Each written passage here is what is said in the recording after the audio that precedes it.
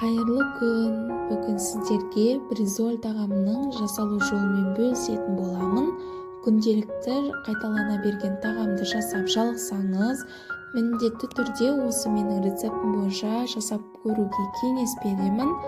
Дәлме-дәл ресторандағыдай болып шығады. Жұмсақ, сочный болады. Менің басқа да рецепттерімді менің каналымнан таба аласыздар. Ұнаған видеоңыздың астына лайк басып, пікір қалдырып, және достарыңызға бөлісіп қоюды ұмытпаңыз.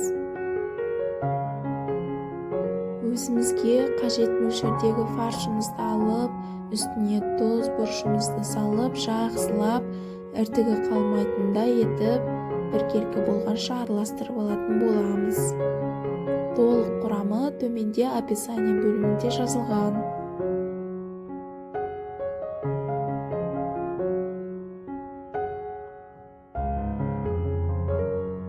Фаршымыз дайын болды. Енді бір жұмыртқамызды жарып, оны жақсылап, видеодағыдай араластырып алатын боламыз.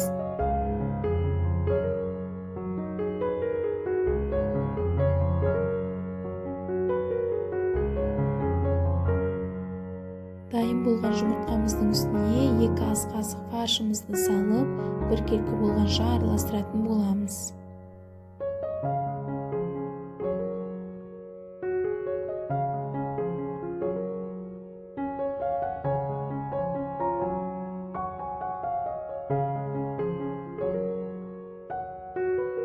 Біздің массамыз дайын болды. Енді алдын ала қыздырылған табамызға сұйық майымызды құйып, пісіріп алатын боламыз. Дәл видеодағыдай ақырын салып, бір тегіс қылып жайып шығатын боламыз.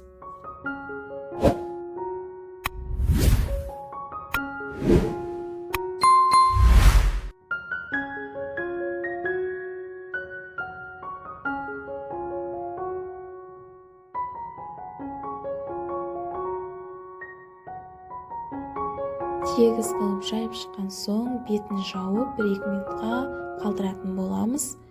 Отымыздың асты баяу болу керек, қатты болса, асты жабысып, күйіп қалуы мүмкін. Одан соң бетін ашып, екінші жағын аударып, пісіріп алатын боламыз. Шамамен 5-6 минутта толықтай пісіп шығады. Біздің бризоліміз дайын. Енді оны құрғақ ыдысымызға салып, екіншісін дайындайтын боламыз.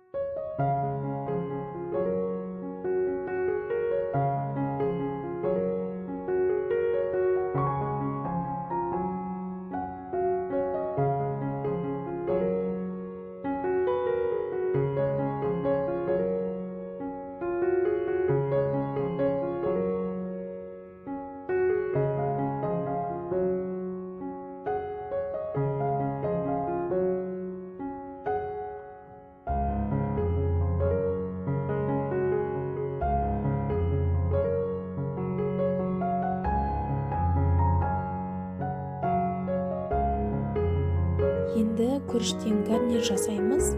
Алдымен қызып тұрған табамызға сұйық майымызды құйып, үстіне жуылған күрішімізді салып, екеуін 4-5 минуттай осылай майға қуырып алатын боламыз. Отымыздың асты баяу болу керек. Қатты болса, күрішіміз жабысып, күйіп кетуі мүмкін. Осылай үздіксіз араластырып тұрыңыздар.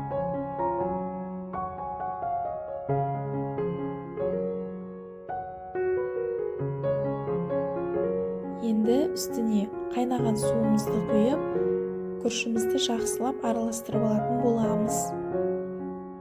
Құйған суымыз күріштен сәл ғана асса жеткілікті, бұдан қатты құюдың қажеті жоқ.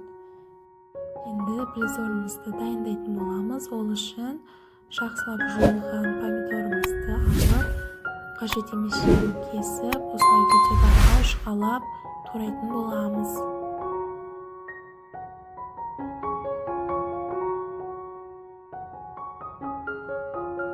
Енді сәндік үшін редисканы алып, дәл видеодағыдай кесіп шықтым. Сіздер қалауларыңызға қарай әсемдесеңіздер болады.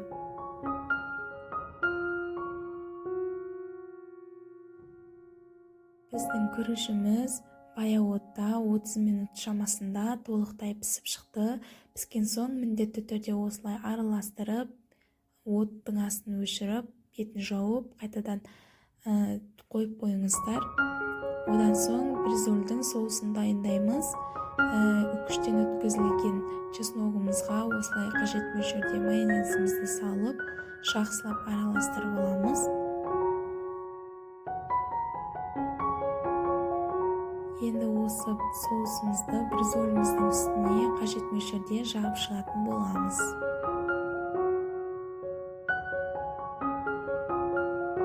Біркелкі етіп жағып болған соң, үстіне шұқалап туралған помидорымызды осылай қойып, орап шығатын боламыз.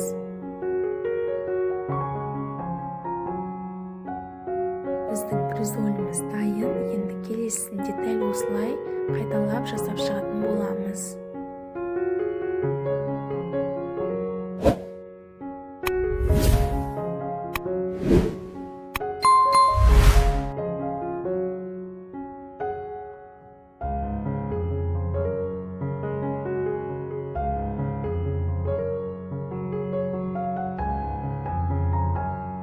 Әсемдік үшін тарелкамның бетіне осылай аскөк қойып, оның үстіне күріштен жасалған гарнирімізді салдым.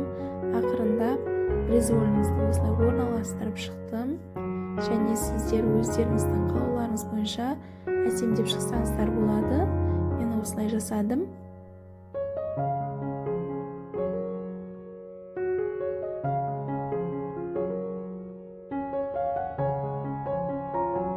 Міндетті түрде менің осы рецептім бойынша жасап, ұнаса астына пікір қалдырып, достарыңызға бөлісіп қойыңыздар.